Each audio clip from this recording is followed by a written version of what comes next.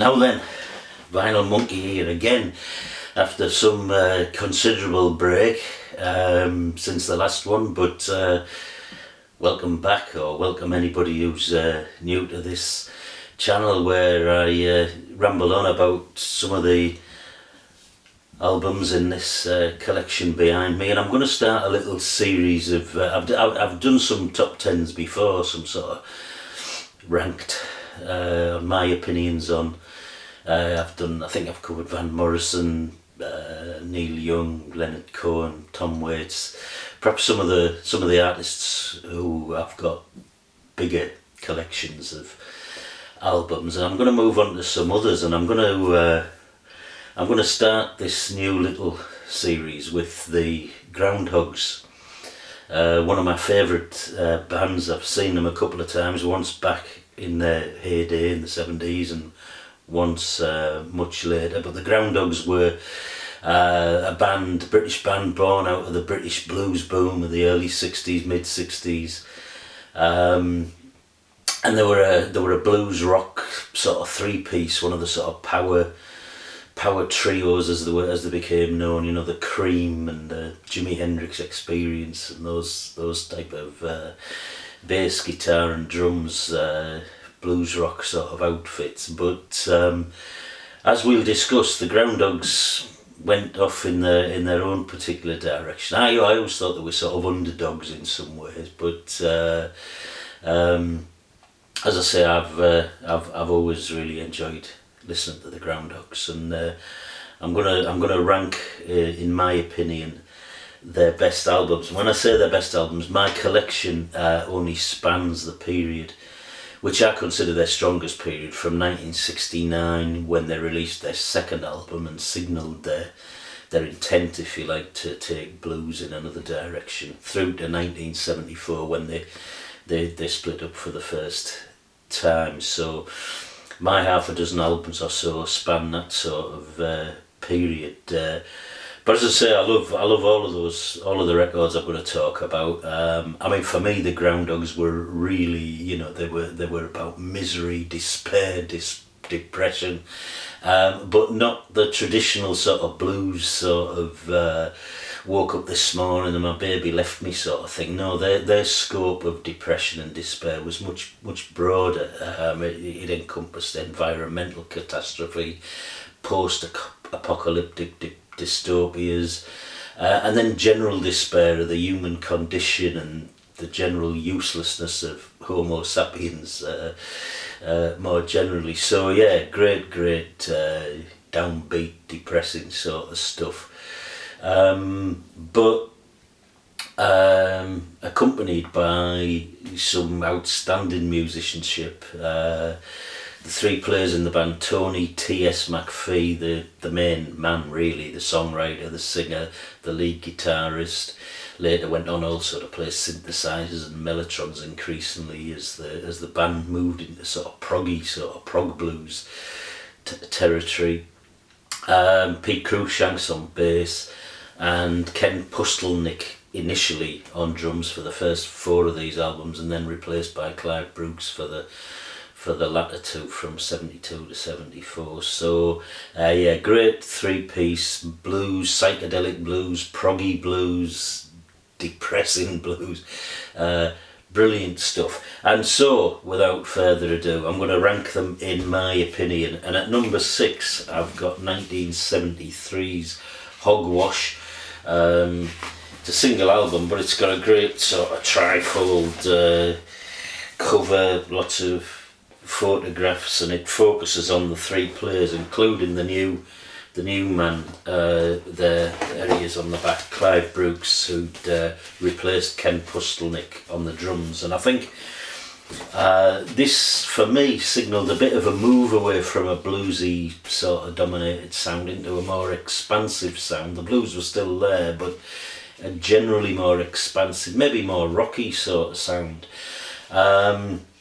As I said, Brooks had replaced Pustelnik. It's not a bad album at all, but I think there are a couple of fillers in here, and I mean, I've used my normal flawed methodology for ranking these albums, which is basically to try and sort of play every song and rank the individual songs, and obviously that's flawed because, as I've said before, it doesn't take account of the general feel of an album, and it penalises albums where there might be just one really, in my opinion, weak track or a bit of filler or something. And there are a couple on here. I mean, even including their tribute, their sort of acoustic blues tribute to John Lee Hooker, which closes the side. It's pretty weak stuff.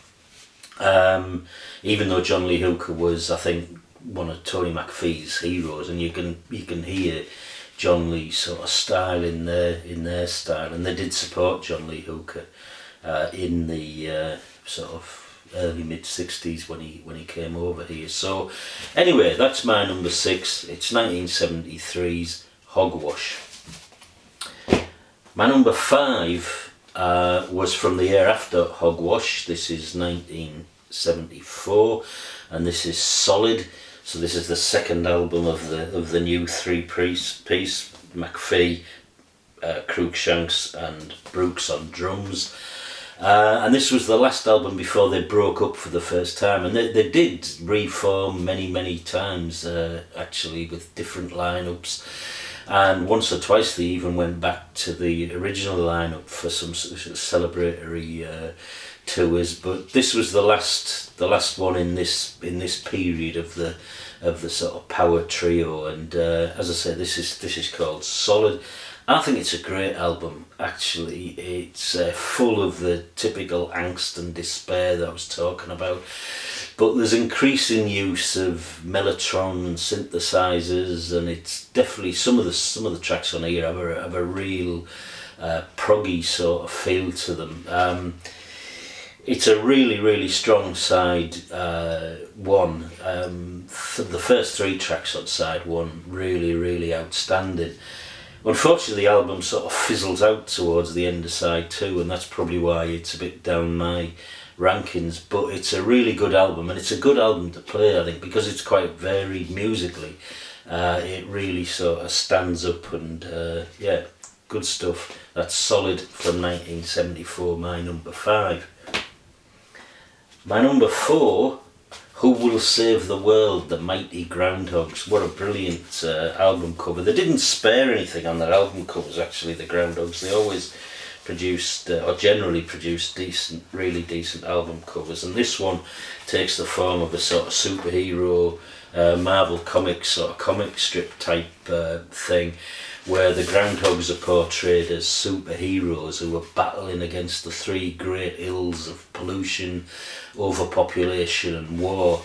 And it's great. It's a great read, and just when you think that they're going to overcome these great ills of the world, they don't. They get a minor victory, if you like, but those ills spill out into all other parts of the planet and just start spreading again. So the end of the thing, the end of the comic strip, is the 3 mighty groundhogs disappear, and in their place a curiously contrived blues and rock group whose name coincidentally happens to be the Groundhogs. They exhibit a concentration that implies true artists involved with their craft, or men with destiny, men of destiny with secret thoughts of saving the world. It is said in the Hall of Fame of Superheroes that the rock group Groundhogs might even accomplish more with music than the superhero Groundhogs will with all their muscle. So yeah, a sort of happy ending, but still those ills that the Groundhogs love to write and sing about, pollution, war, overpopulation, misery, despair, depression, are still proliferating around the world, so continuing to give them more material. Anyway, I've waffled on about this. It's a great album. Unfortunately, this does suffer from a couple of weaker tracks, including a bloody awful version, in my opinion, of Amazing Grace on side 2, which sounds like it's played on one of those Rolf Harris stylophone things. Do you remember those little things from the 1970s? But anyway, it's good stuff with a brilliant cover. Who Will Save the World from 1972. My number 4, number 3 is their second album from 1969. This is Blues Obituary, and this is where the Groundhogs did signal their intention to bury the blues, the traditional blues, and go off in a new direction. And oh dear me, on their inner cover there, they show them burying the blues, and this is really, really good stuff. Oh, I wish I put a drink of water out. I don't want to start the video again, so I'm going to struggle on. Apologies for that. But this is their second album. Really very, very strong. Their first album, actually, I haven't got, Scratching the Surface, from a couple of years earlier than this, and that is very traditional blues, and it wouldn't have made my top 6 anyway, but I ain't got that album. But this is my number 3. It starts off with a brilliant track, BDD they call it, stands for Blind, Deaf and Dumb, I understand, which was released as a single, didn't do much here, although the album, I think, sneaked up towards the charts. But bizarrely, BDD was number 1 for a while in Lebanon. I say remarkably. But anyway, that's my number 3. That's the Groundhogs' second album from 1969, Blues Obituary. My number 2 is 1971's Split. Really critically acclaimed album. It had the great single on it, Cherry Red. Again, great cover with sort of split photography showing McPhee in a sort of swirl of, which I think sums up to some extent some of his guitar style, where he, I don't know, I don't really understand electric guitar technicalities, but I think he uses sort of flanges and other techniques to sort of to create his particular unique sound. Great photo of the Groundhogs in concert, and yeah, this is all strong stuff. Really, really good. Particularly Cherry Red. I think the single is just a great open at the side too. And it's my number 2, Split, from 1971. Then my number 1, my favourite album by the great group, the Groundhogs, is 1970s Thank Christ for the Bomb. This is my old original copy. It got that much played and lent out and took around different houses back in the early 70s that it's now sort of badly sellotaped together. Still plays really, really well though. And this is a superb album. Again, all those themes of doom and despair, nuclear catastrophe, alienation, particularly the whole side 1, Strange Town, alienation of a community, Darkness is no friend, brilliant song, the alienation of a small room, Soldier, the alienation of a country, and Thank Christ for the Bomb, total alienation or annihilation. Yeah, it's just, it's 9 songs, there isn't a weak one on it, really, really strong, stands up today. My favourite Groundhogs album, Thank Christ for the Bomb, from 1970. So, that's the mighty Groundhogs. Hope you might join me again. Sorry about all the coughing and what have you. And see you next time. Cheers.